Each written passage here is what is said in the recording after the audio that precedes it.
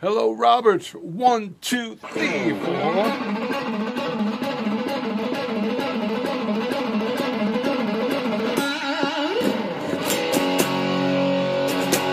All right, today we're going to talk about picking, and I'm going to give you some Paul's eye view close-ups of my picking technique with some ideas of how to make it easier for you and for everybody. So the first thing I'm going to do is I'm going to show you the exercise that I did this morning to help get my hand in shape for some picking. It's super easy, except that it will well, I shouldn't say it will wear out, it will build up your muscles. And so let's focus on my right hand. And here's what I did. I did a shuffle. I went like 1, 2, 3, 4.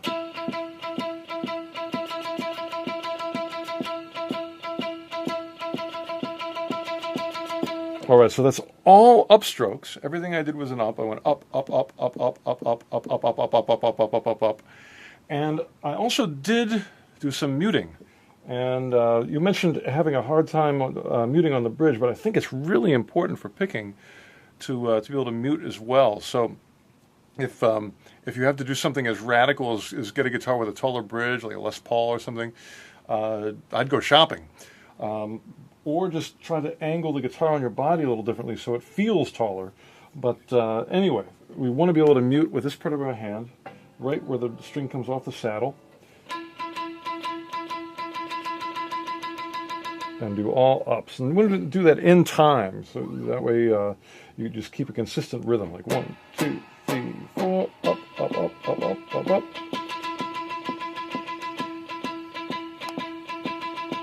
And you can do it on each string.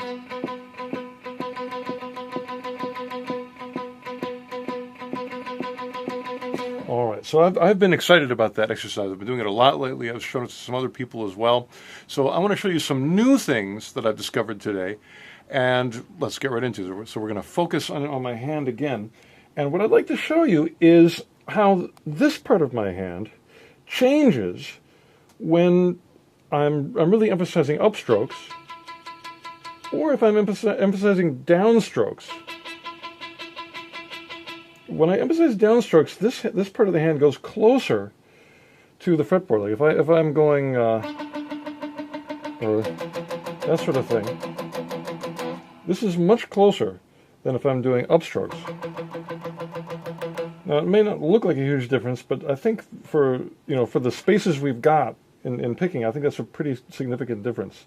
That little twist of really the whole. I'm not sure where exactly it's happening, but you can see, and you'll feel it when if you do all. You can try the same thing with all downstrokes, like.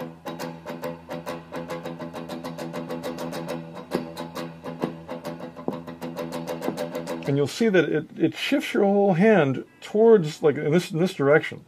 Now, it probably won't do it that much, but it'll definitely do it somewhat. And then if we go back to the upstrokes, it's going to be. Look how much room is under there now. Now I'm also on the higher string. Let's see what happens. Yeah, still is really different.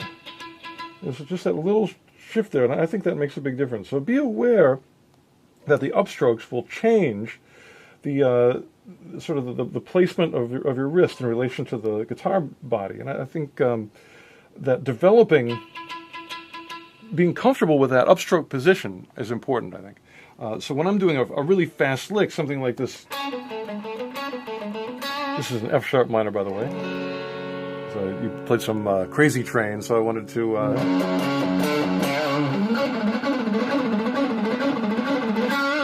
Now, of course, that lick has both ups and downs, but the upstroke is the emphasized note. It's louder than the other ones.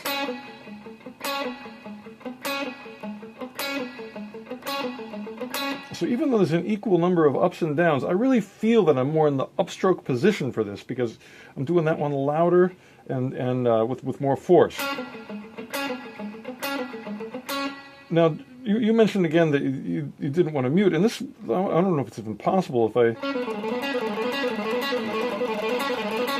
I could do it with a clean sound, but if I started to get distortion, I can still sort of do it, but it's just not as tight. And to me, picking is all about tone, because you could play this even without a pick. mean, you can get the speed from the left hand. So it's really the right hand is just adding a certain kind of tone. So we want it to be the best tone possible for what we're doing. And I think in this case, that muted tone is really what people are usually looking for with a picked sound. So again, as you try any of these licks, keep an eye on the distance here. And certainly there's some licks that are more based on downstrokes where I do turn my hand more. But sometimes I see players who are this way all the time, and I think it limits what you're able to do with the pick. All right, so besides that, I just want to, part two, get ready, take a breath, relax for a second. Here comes part two, is the idea that you don't have to pick everything. In fact, a lot of times, I think, and actually you weren't. When you did the Randy Rhoads solo, you were playing it like Randy. There's a lot of hammer-ons and pull-offs, and I really like that stuff. I think it's nice to have a variety. Some stuff is picked, some stuff isn't, and it really lets your guitar playing breathe. To me, a lot of times when I pick, I have to tighten up and I have to be careful, and it's rock and roll. I don't want to tighten up and be careful. I want to loosen up and be carefree. So to me, on my list of priorities, my own personal list, picking's kind of lower on the list as opposed to you just being comfortable with getting a lot of notes with hammer-ons and pull-offs. I think often those sound nicer. So if this takes a while, it did for me.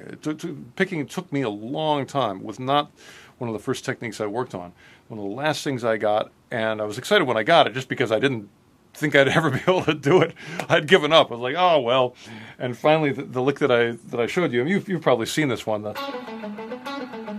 If you haven't seen it, go to the video exchange, or actually, a lot of video exchanges called The Picking Lick, or just in the course, there's a lesson called that, and you'll see the details of that lick. But I think this will really show you some of the hand position stuff. It's really important to be able to mute, or at least keep your hand in that position, I think, and for the right tone. And again, a tone is our goal. Otherwise, we don't even need to pick, because your left hand can make it happen, and can actually get pretty nice tone that way too. It's just a different tone. All right, so thanks again for coming back. I'm glad that your break for guitar has ended and you've got the passion once again. Rock and roll.